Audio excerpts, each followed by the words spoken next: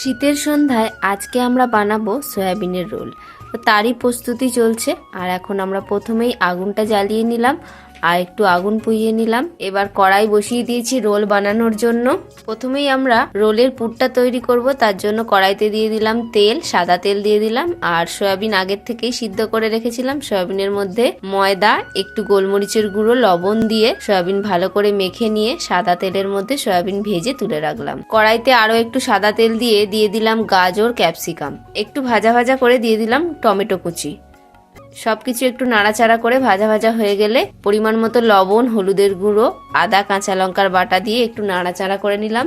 দিয়ে দিলাম একটু গোলমরিচের গুঁড়ো, টমেটো কেচাপ দিয়ে ভালো করে নাড়াচাড়া করে একটু গ্রেভিটা বানিয়ে নিলাম। তারপর দিয়ে দিলাম ভেজে রাখা সয়াবিন। সয়াবিনের সাথে সমস্ত কিছু মশলা নাড়াচাড়া করে মিশিয়ে নিলাম। তৈরি হয়ে গেল আমাদের সয়াবিন রোলের জন্য পুর। এবার আমরা ময়দাটা মেখে নেব।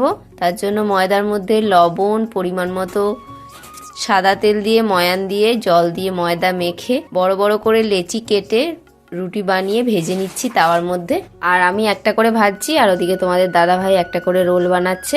ভিতরে পুর দিয়েছে আর টমেটো কেচাপ, মেয়োনিজ দেয়া হয়েছে, গোলমরিচের গুঁড়ো একটু, সমস্ত কিছু দিয়ে মুড়িয়ে রোল বানানো হয়ে গেল। এবার আমরা খাওয়া শুরু করে দিয়েছি। আর দেখো ঠান্ডার মধ্যে আগুন পোহাতে পোহাতে খাচ্ছি।